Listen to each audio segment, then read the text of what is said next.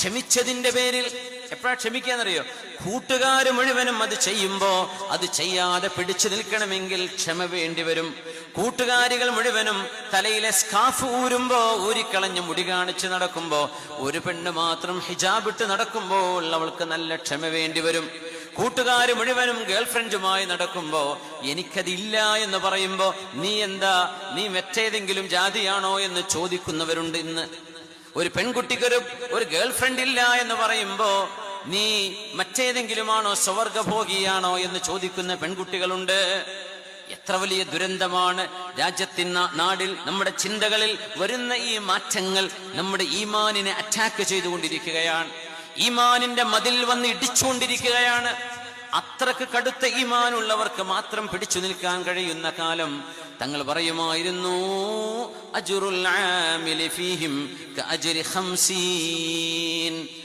ആ കാലഘട്ടത്തിൽ അമല് ചെയ്യുന്ന ആളുകൾക്ക് അല്ലാഹു 50 ആളിന്റെ കൂലി കൊടുക്കും. അപ്പൊ സ്വഹാബികൾ ചോദിച്ചു, നബിയേ 50 മിൻഹും, ആ അവസാന കാലഘട്ടത്തിലെ അവരിൽപ്പെട്ട 50 ആളിന്റെ കൂലിയോ? ഖാല ലാ, അല്ല, 50 മിൻകും, നിങ്ങളിൽ 50 സ്വഹാബിന്റെ കൂലിയാണ് അന്ന് നിസ്കരിക്കുന്ന ഒരാൾക്ക്. 50 സ്വഹാബി നിസ്കരിച്ച കൂലി ഒരാൾക്ക്, 50 സ്വഹാബി നോമ്പെടുത്ത കൂലി ഒരു നോമ്പെടുക്കുന്നവന്. അങ്ങനത്തെ കൂലി അല്ലാഹു കൊടുക്കുന്നത് എന്തുകൊണ്ട് നബിയേ എന്ന് ചോദിച്ചപ്പോ, സ്വഹാബികളെ, നിങ്ങളുടെ കൂടെ നന്മ ചെയ്യാൻ ആളുകളുണ്ട്, നിങ്ങളുടെ കൂടെ നന്മയ്ക്ക് സഹായിക്കാൻ ആളുകളുണ്ട്. വാങ്ക് വിളിച്ചാൽ നിങ്ങൾ എല്ലാം ജമാഅത്തിനെത്തുന്നവരാണ്. എന്നാൽ ഇനിയൊരു കാലഘട്ടം വരും, നിസ്കരിക്കാൻ കൂടെ ഉള്ളവർ വരില്ല. ഒരാൾ ഒറ്റക്ക് പോയി നിസ്കരിക്കേണ്ടി വരും. നോമ്പെടുക്കാൻ ആളുകളില്ല കൂടെ, ഒറ്റക്ക് പോകേണ്ടി വരും. ഗേൾഫ്രണ്ട് ഇല്ലാത്തൊരു ബോയ് പോലുമില്ല, ഒറ്റക്ക് നടക്കുന്നവനായിരിക്കും അവര്. ബോയ് ഫ്രണ്ട് ഇല്ലാത്തൊരു ഗേളുമില്ല, ആ ഗേൾ ഒറ്റക്ക് നടക്കേണ്ടി വരും.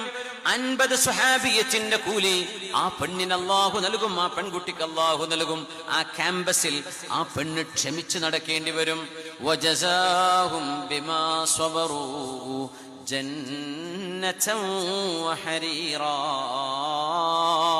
അല്ലാഹു തആല സിൽക്കും പട്ടും പവിഴങ്ങളും രത്നങ്ങളുമുള്ള സ്വർഗലോകം അവർക്ക് നൽകുന്നു. കാരണം പറഞ്ഞത് ബിമാ സ്വബറൂ, ക്ഷമിച്ചത് കാരണം.